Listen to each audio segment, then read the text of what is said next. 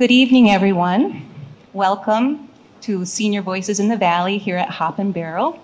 Thank you to our panelists and to everybody who joined us here and everybody who's online. We're just going to start out the evening with introductions. We'll just pass the mic along and let everyone introduce themselves. I'm Laura Whitney. And I'm Buck Malick. I'm wearing my mask because I got my third shot and it gave me a fever. So I think maybe it's best if I protect you all. I'm Joe Hookey. And Patrick Casanova.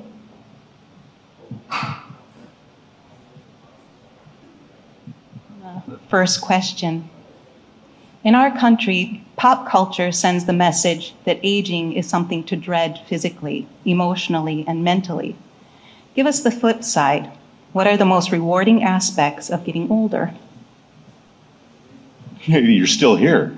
That's number one reward right off the bat.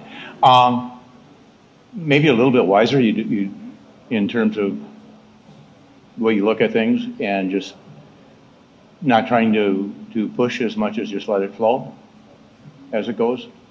Would probably be the two biggest things that I would say. And then you can play the old card every once in a while. You run into somebody you've known forever, but you can't come up with their name, and you just got to say, I'm sorry, I'm old now.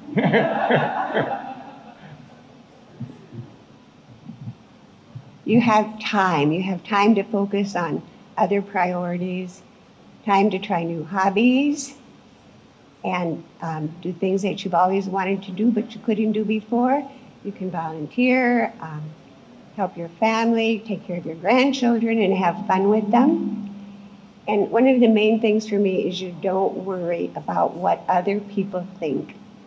And you don't waste your time on people that are unhappy and aren't very fun to be around.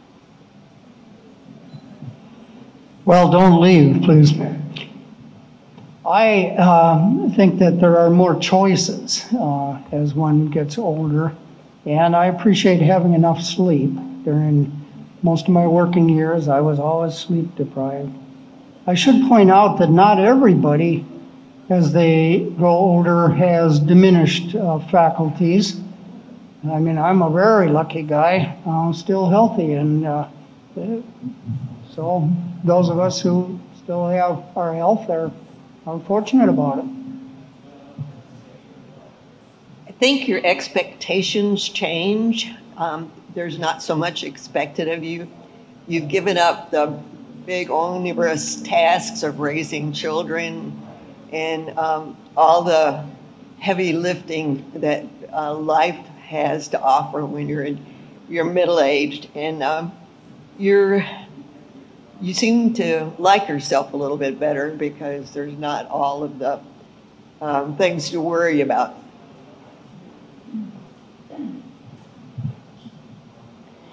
Many countries throughout the world value and revere their senior population because of their experiences and wisdom. A recent poll of American adults ages 50 to 80 years found that 65% hold a more positive view of aging than they expected to. However, 82% reported experiencing ageism. Do you feel seen and heard in our community, or sometimes dismissed? Give examples. Well, I don't really feel dismissed, but I think it really depends. If you're healthy and doing things, able to do things, and have sort of still have your faculties and can provide your own transportation and so forth. But I can understand when people are failing and are having more problems and have more needs in their life, that they could feel dismissed. But when we came here, where right away we started volunteering at the FIPS, and then we went, the Y was pretty new, and we started going to the Y, and there were always programs and things to do. So I feel like this has been a pretty good place to get old.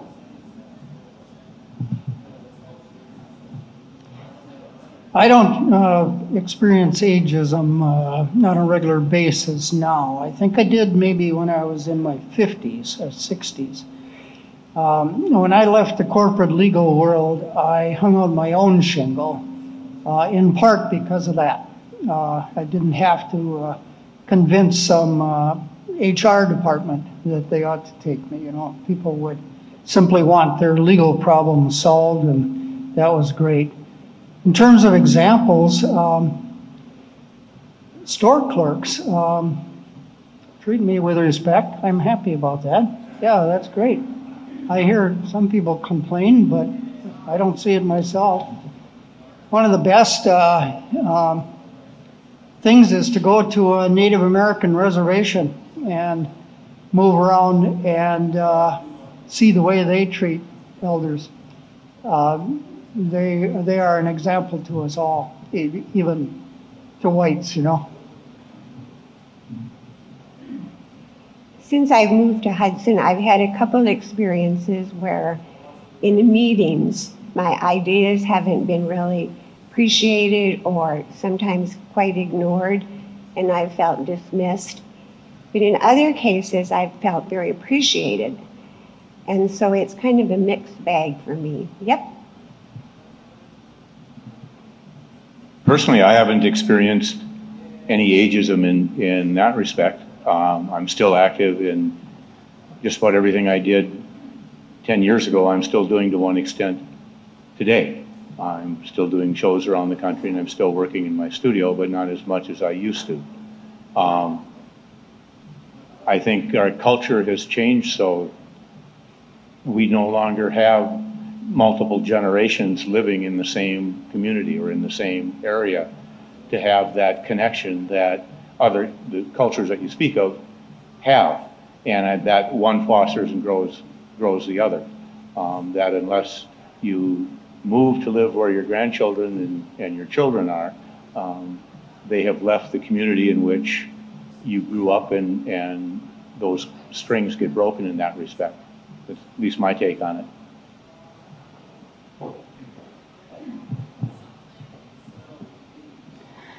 The population in the city of Hudson has grown 60% since 2000.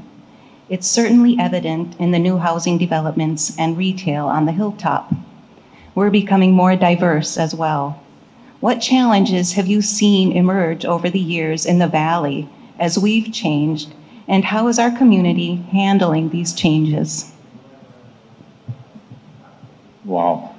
I grew up here. So I've watched Hudson morph as our culture has changed over the last 70 years. So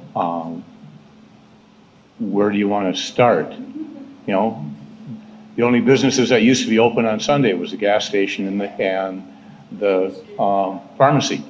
Everybody else, if you had your business open, you had to get permission from the priest or your minister to be able to do it. That's the way the culture lived. You know? When most of the people worked here and earned their living here, everybody knew each other. Before television, you did stuff to occupy your time. You bowled in the winter, or you golfed, you did those kinds of things. You weren't occupied by a television set to do it. So we've changed such as a culture. It's hard to point to one particular area is how it has changed. The thing that it always strikes me is we stand on the shoulders of everybody who came before us. That Hudson isn't a nice town by accident. It's taken a lot of effort of a whole lot of people in the valley to take care of and create the community that we get to live in. And it's a participatory process. The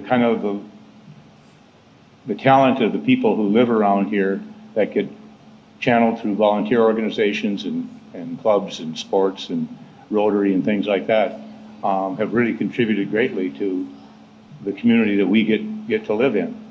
And as you know, like I said, we stand on those shoulders, and there's that next wave of people who are coming here and contributing to the community as it goes on.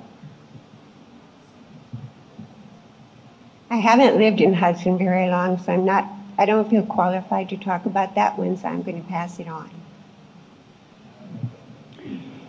I think the biggest change that's been detrimental is a lack of communication, a difficulty in communication. Remember that we used to have residential telephone directories, and everybody had a landline. And if you kind of half knew somebody, you could find them in the phone book, and then you could call them, and you could find their address, and you could make a connection. We don't have that now, and I'm sure I'm not the only one who doesn't trust Mark Zuckerberg or some of the other social media folks, and I don't sign up. So you can't get me through Facebook or that sort of thing. Although in my case, my email is, whoa, I guess I should hold this closer. My email is pretty much common knowledge from my days in the county board. We had well, I'm not going to go there because I don't have it anymore. One thing that I do encourage people to use is the North Woods and Waters Links, LYNX, NWW, LYNX. It's a scheduling program. Some of you may be familiar with Artreach St. Croix that started a scheduling program. The good thing about that is you can look and see if somebody else has already scheduled something on the day you'd like to have your event and avoid stepping on somebody else. Links is free, and they aren't going to make any use of your information, and I recommend that people use that. Way back, we had pigeonholes at Trinity Lutheran Church. We had a wall with pigeonholes on the wall, and every family had a pigeonhole, and it was a great convenience to slip a note to somebody, or to convene a committee with notes and stuff. I believe Bethel did that also. I don't know if St. Pat's did, but I believe those are both not in existence anymore. But there's links. Well, I agree with Pat about the standing on the shoulders of the people who have gone before. And the FIPS is certainly, when we came here, we were very, very impressed. We came in the late 90s with the modern things, the arts and the YMCA and many things that were very valuable in this community. But now with all the growth and development in the last 20 years, it would have been helpful if there had been a little bit more foresight about, and I know you can't have a crystal ball to know, but growth was happening everywhere. And now the transportation, the connection, the streets, and different things are, now we have, you can't get from the Carmichael down to downtown except on the frontage road or on Vine. And that will be a very difficult thing to ever correct. And now that there are more and more housing. So I'm not sure what could have been done. But when I look at the new development that's just happening within the last 2 or 3 years, you go out in the dog track area and, Phillips Medicides talks about hiring 500 and the huge development across the road for that. It's just amazing. So when you think about the streets should be wider and the traffic is going to be hard to make the thing work like it really should. But who could know? I guess ahead of time they needed a better crystal ball. If you didn't already address this, what would make Hudson more livable for seniors? Well, I think housing prices would be one thing that would make things better, and public transportation. And we really need Uber. I live at Woodland Hill, and we have a bus, but if we want to go to the FIPS or someplace like that, and you don't want to drive at night and park and everything, it would be great to have a little bit better transportation system. And I think that would make it a lot easier for some of the service workers that can't afford to live in Hudson, if there were some public transportation and some housing that they could afford.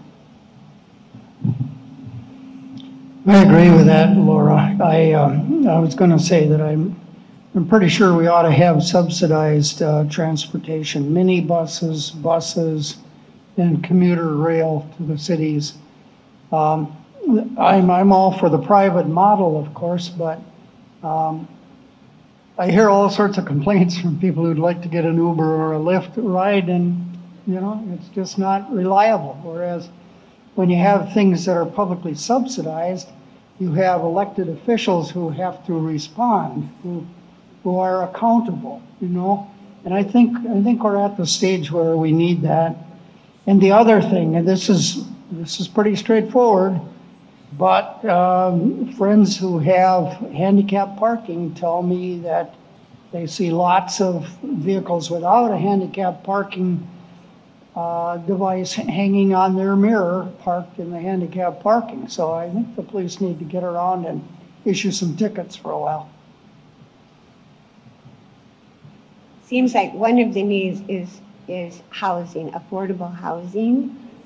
And I don't know about, it seems I've heard that a lot of people don't live in Hudson because they can't afford it, so that would probably be very helpful. And I'm not sure about transportation because we don't seem big enough to have public transportation, but in some ways it would probably be very helpful. I agree with everything that's been said on both those issues. We need transportation, and housing in Hudson is high.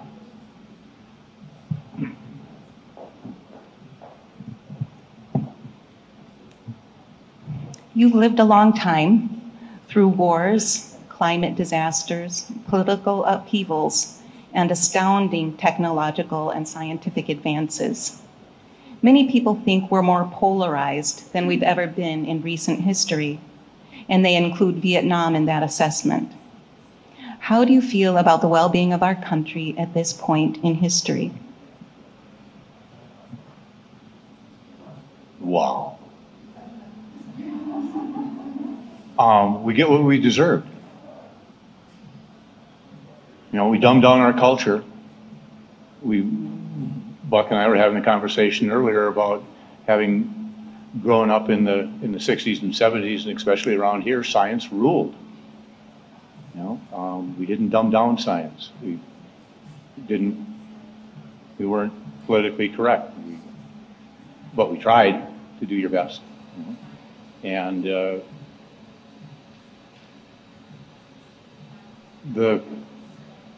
for our culture to succeed, you have to have a moral center of right and wrong. It doesn't have to necessarily be religious, but you have to be able to agree on what's right and what's wrong. And we've really lost that, I think, that compass to steer our culture and within it our societies. I'm quite hopeful, but it's going to take a very long time, I think. We have huge issues to solve, and I don't think we're going to solve them unless we start working together better. For me, it's normal and natural to people to love and to care. And it's not normal and natural to be angry and hate and have enemies. I want to read this. A Native American grandfather was talking to his grandson about how he felt. He said, "I feel as if I have two wolves fighting in my heart. One wolf is the vengeful, angry, violent one. The other wolf is the loving, compassionate one." The grandson asked him, "Which wolf will win the fight in your heart?" And the grandfather answered, "The one I feed."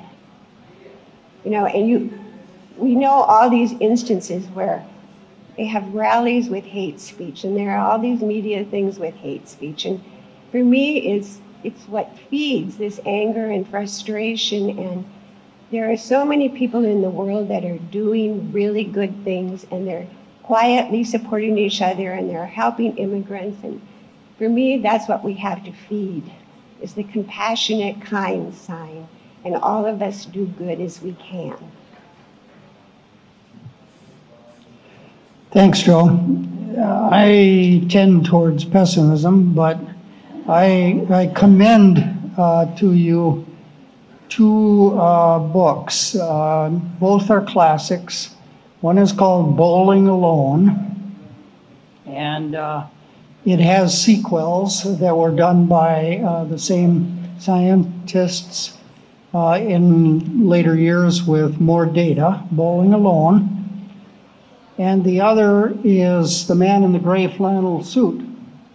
Now, Bowling Alone details the movement around the world starting in about 1960 to a decline of what is called social capital. Some of you have probably heard the term before, social capital. It could loosely be called trust in each other.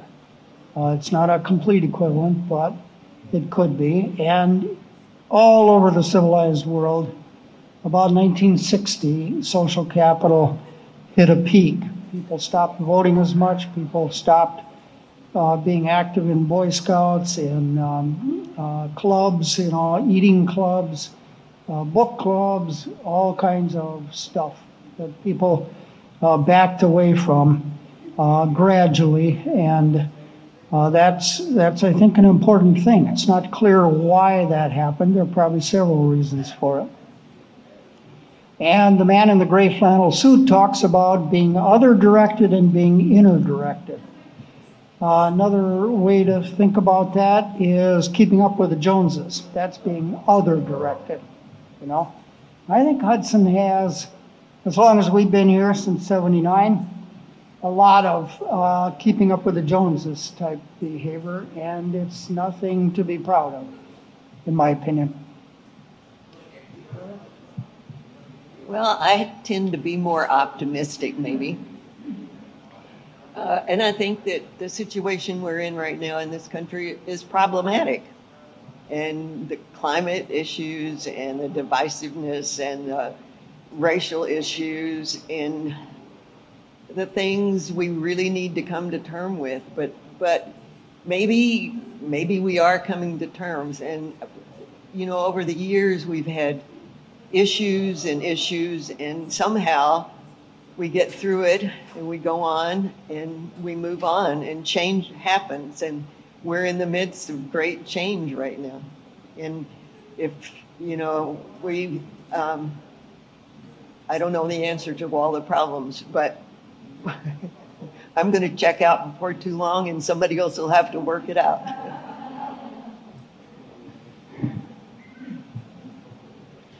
A year ago, polls showed 73% of seniors said they'd get the COVID vaccine as soon as possible. In St. Croix County, 89% of people 65 and over have completed the series, versus 50% in some of the younger age groups. Your thoughts on why there's such a wide vaccine gap? Well, in the first place, I think that when it first started, it was very scary. And people said the first news that came out was it was very threatening to the older population and those that were a little bit more vulnerable. And I think that all of us that grew up in the age when we really appreciated getting the polio vaccine. I remember had just started teaching school, and the nurse came to the school with sugar cubes, and she put a drop of polio vaccine on that sugar cube, and she popped it in all the kids' mouth, and including mine. And it was thrilling because we hadn't gone to the swimming pool, and before that, I grew up by the river, and typhoid was a real issue, and we got shots. And our generation just learned to appreciate the wonderfulness of getting rid of a virus. And now the next generation came up without having that fear built in to what could really happen if you didn't get that vaccine. So I think that was one of the things. It was attitudinal. Thank you. I think you rightly pointed out that older people became eligible first, so it would stand to reason that they would have gotten the shots in a higher percentage. I think I myself wanted to wait a while. I waited about a month, I think, from the time that I became eligible before I went and got one. I wanted to see another month's data, see if there were side effects and so on. I can imagine that there are lots of people who will eventually get immunized. But then there is also the perception of immortality. Young people aren't going to die, you know.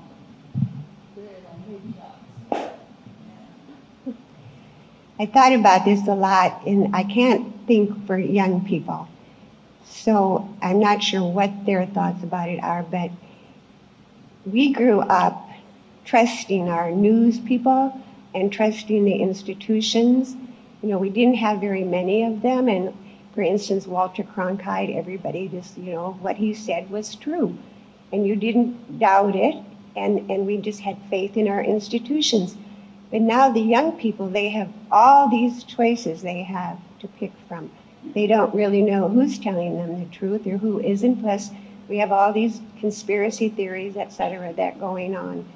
So for me, it seems like fear and trust, or the lack of it, plays a big part in this. Also, probably seniors didn't have to worry about losing their jobs, where the young people also had that worry, which would cause them to be more afraid.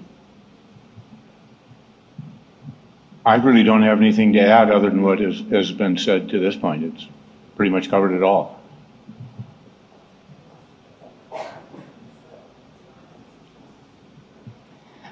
What are the most important lessons you've learned in your life? Share a story about how it came to be. My life has been influenced I can look back on it and say there were people that, because of the encounter with them or that instance with them, it changed the trajectory of my life and how things went. I've been really fortunate to have gotten to do a lot of really interesting things in my life. I'm a junior in college and didn't want to come home for my great aunt's birthday party, but my mom insisted, you know, it was my great aunt, so I did.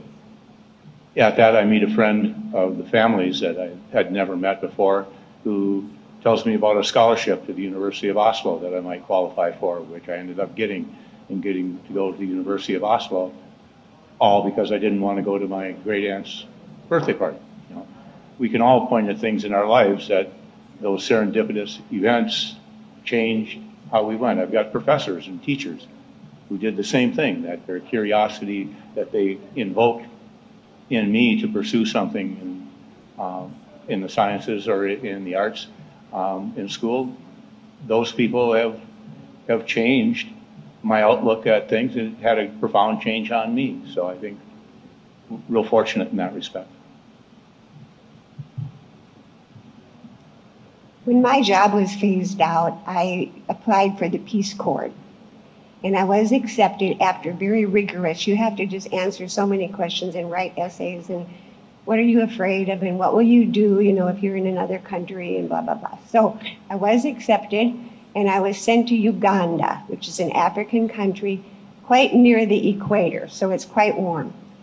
And one of the things was my assignment was in the health field, but I wasn't a health person, so I'm not sure why I got that assignment. So I went to Uganda, and the way they do it is you have a host family. And so you stay with this host family for a couple of weeks, supposedly learning the language, learning the culture a bit, and then you're sent off to your assignment. So I go to my host family, we meet, and she says to me, the very first thing she says is, I have to apologize, but I have small rats. Now, the only thing in the whole world that bothers me is rats and mice. The only thing. And then we drive up to her home, and right out in the corner is this huge yellow dumpster. And so I'm thinking, oh my gosh, the rats are going to come from the whole neighborhood. And then my window in my room looked right out onto this dumpster. And the ceiling, the rafters weren't finished. So, I have these visions of rats crawling around on the ceiling all night.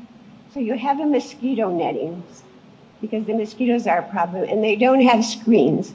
But I couldn't open the window because the dumpster is out there. So I go in my room and I get in bed and I have the netting, and it is so hot. And I'm all night long, I imagine, or maybe there were hearing mice and rats. So I think I maybe went to sleep about 4. Well, that's when the rooster started.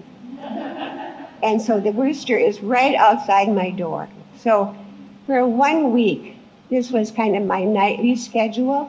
During the day, we would go to classes, which were quite a ways away, and you either had a bicycle to ride or you would go on a motorcycle with someone else. So we would go there for classes, and then I'd come back. And my practice was to go in my room as early as I could, shut the doors, shut the windows. Well, they were never open, but just kind of barricade myself, and try to sleep. Well, then the rooster would start in again. So when I was at the classes, I was always falling asleep because I was so tired. And then I got diarrhea, and then I got a bad cold.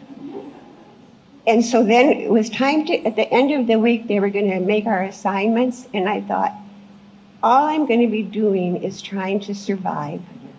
That's all. And I'm not going to be good for anybody. So I went home. I was there 1 week. So what I learned from that is whatever you're doing, it has to benefit you and everybody. Women are real easily to let everybody else get ahead of them and to stand back, and take care of everybody. But it's not right. It's right that we all are benefited. And I also learned to distinguish between fear and being uncomfortable. When I thought about it, I was just so uncomfortable all the time. But there really was nothing to be afraid of. And so that was a big thing for me. And if you get afraid, to really look at it. So I really learned that. Oh, and by the way, I did get to Africa, and I lived there 4 years.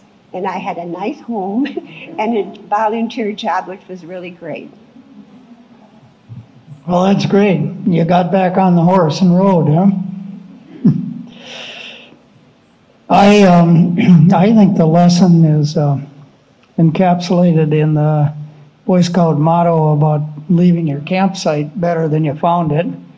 Or another way to say it is, in your life, give more than you get. My friends Steve Keller and Doug Stolberg, who started the Educational Foundation of Hudson, used to have a slogan that the meaning in life is about giving to others. I think that summarizes, those aren't examples, but they capture it. In Sunday school, we used to sing a little song, "Brighten the Corner Where You Are." And I think that's, I've tried to live with that. Well, who has influenced me most? I continue to be influenced all through my life, and I think back. But in general, I think maybe the children. I was a teacher, and part of the time, the last part of my career, I was in special needs with children with emotional and behavioral problems. And I've raised 3 children, and I have 10 grandchildren. And over the years, so many things have happened, and children are wonderful, and they're interesting, and they're new, and they challenge you in so many ways. And I will never forget my oldest one. The first one's always a trial case, and she was independent and adventuresome. And when she got off the bus from kindergarten, she put up her hand and said, "Don't ask me, I don't remember anything." And now she's a grandmother, and she's still like that. But then I remember one time she was in high school, and drugs were beginning to be, and they were so scary to me because I'd grown up in the South, and beer was a big deal. And now they're talking about marijuana and all kinds of things. And she suddenly was in this English class for kids with with issues. And I couldn't understand it. And I just said, what are we doing here? What are we doing here? And at that point, the teachers were writing home messages. And suddenly I got this good letter from the teacher thanking her for being in that class and to being a good role model and helping the kids that were struggling. And she had chosen to do that. And I think, I was overwhelmed and so embarrassed and horrified that I had been kind of threatening with her, not trusting her. And there's just so many lessons like that kids have taught me over the years about their needs, and calmness and compassion are very important, and listening with a third ear, because they can't always tell you exactly what it is they want, but you have to read between the lines.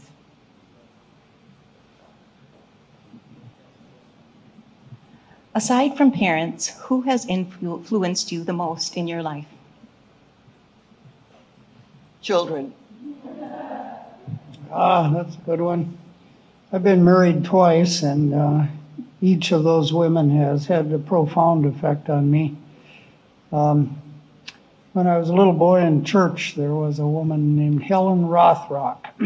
She always sat in a certain pew with a friend of hers, and we sat about 2 rows ahead of her. And Helen Rothrock was always fawning over my siblings and me. It was embarrassing at the time, but obviously she cared very much about us, and she encouraged us. She worked at the newspaper too, so she helped me to get a job as a newspaper boy when jobs could be hard to find, And then whenever I did anything good, she'd write an article for the newspaper about it. It was embarrassing, but Helen Rothrock spurred me along. When I was in the Navy at a base near Newport, the executive officer, the second in command in our unit, was extremely critical of my writing. In retrospect, I think he probably had a hard time making decisions, and so he liked to send the paper back to be rewritten. That we've all met people like that. But Captain Sharp was sharp, and he made me a better writer. And at that time, when I was just an engineer, not a lawyer, I needed better writing.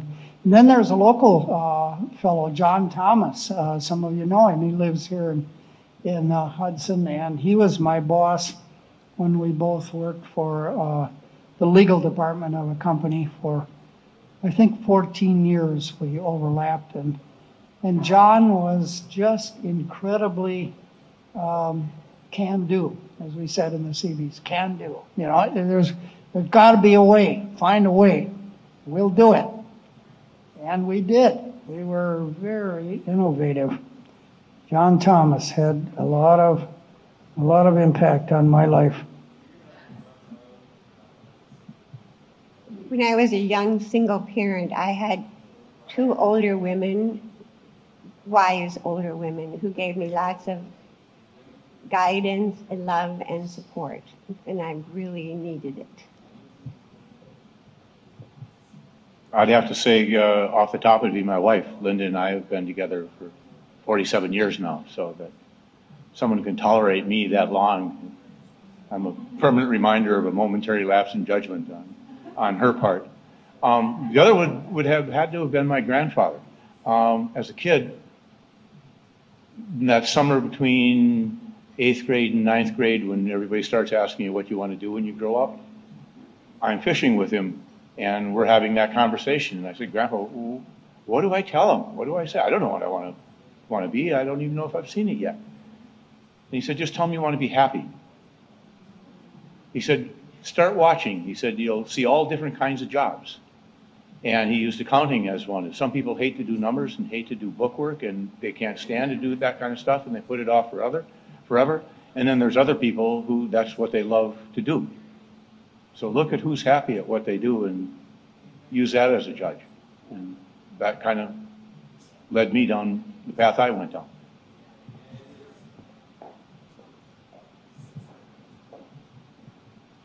Last question. We are all advancing in years. Do you have any suggestions and ideas that you would share about navigating this period of life? Enjoy it. You know, I mean, it's, a friend once said to me, he used the comment that it's not the dress rehearsal for your real life.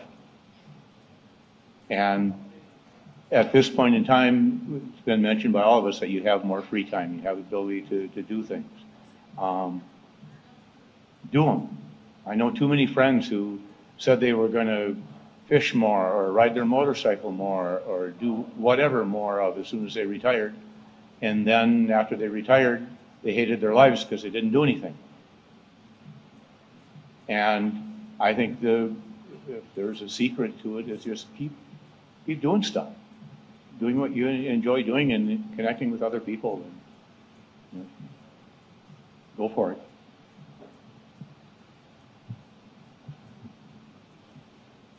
Keep learning, try new things, keep moving. I used to go to the gym, but this just got so boring, and I thought, I really am not enjoying this. But I knew I had to do some kind of exercises, so I like to kayak. So I tailored my exercises so that I could get in and out of the kayak. I could bend over and be flexible, and the arm ones, so I just suggest that.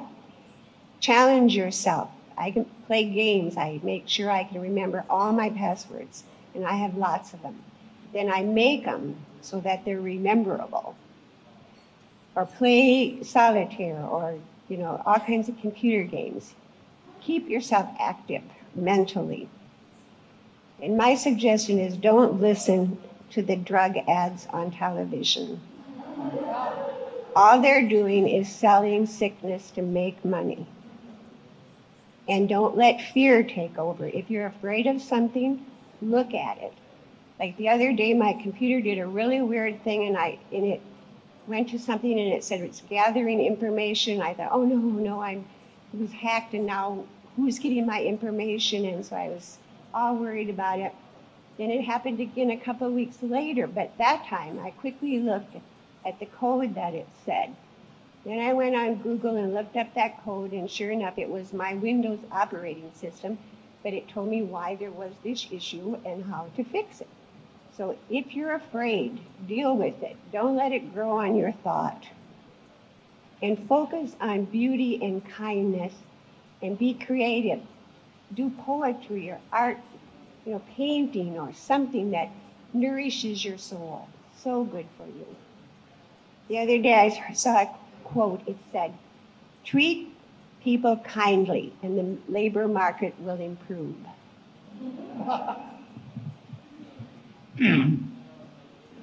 Well, I think we need to forgive others. There is healing for ourselves. When you harbor a grudge against someone, it poisons you. It harms you more than it helps somebody else. Being grateful, I mean, whether you do it first thing when you wake up or you do it some other time during the day, counting your blessings, whatever. As others have said, expect a lot of yourself, but on the other hand, don't expect perfection of yourself. Forgive yourself, and tread lightly on this earth. All very good suggestions, I think. It's okay to be vulnerable. People fail and things go wrong. And when you need help, accept it. If you need to have a cane or a walker, that's just okay. And when you need help, don't be afraid to ask for it. And it's okay to cry, because even though we're grateful and looking forward to things, sometimes you can be sad. And don't be afraid to, when things happen, they just happen, and you have to go with it. And to be realistic about what's happening to you.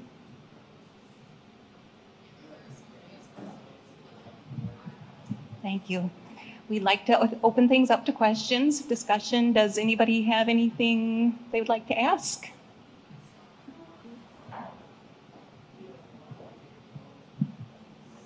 I know a couple of you, and some of you are just very active in our community, serving, giving back to the community in different ways, and maybe you can talk a little bit about what you're doing and then what drives you to do those kinds of things.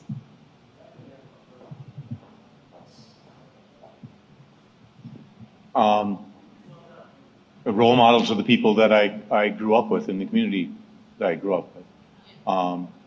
Probably the biggest thing, I've been active in Rotary in Hudson my whole career.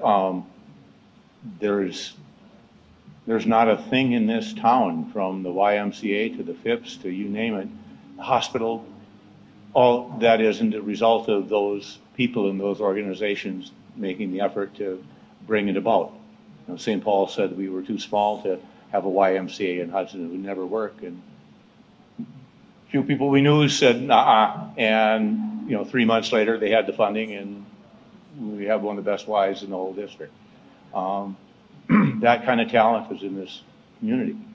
So it's been real nice to be part of that. And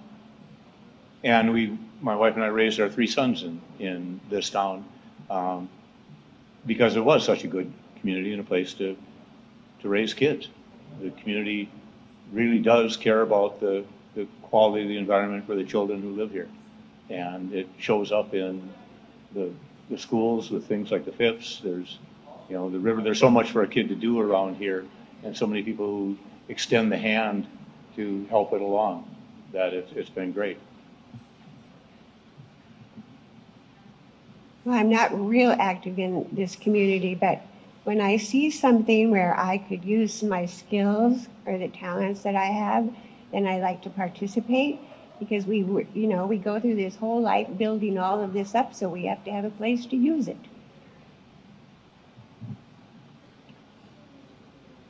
I'm not going to attempt a list. I am resigning from a couple of boards at the end of the year to make more time, and I'm not planning to join any new ones. It becomes that way a little bit, because I don't like to ever, if I've said I'm going to do something, I like to be able to do it, and I don't always feel like doing it anymore. So I try not to volunteer, or not to something very limited, let me put it that way. And I also live at Woodland Hill, and everybody in the building is aging, and there's quite a bit of interaction and hand-holding that goes on there, and that's pretty much what I'm doing right now.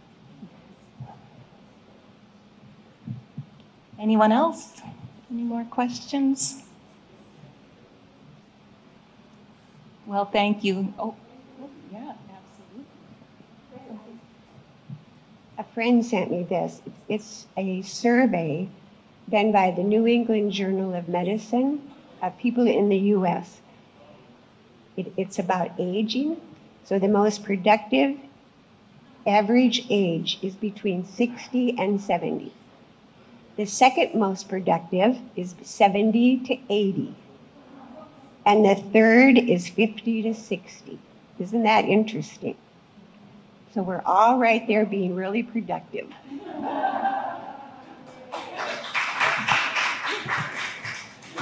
That was an excellent note to end on. Thank you all so much. Thank you for coming and talking about your experience and lending your wisdom. The next Voices is the second Monday in December, which I can't think of that date offhand, but it's Ministerial Voices. December 6th. Oh, it's the first Monday then. Okay. And so we hope you can join us. And thank you again.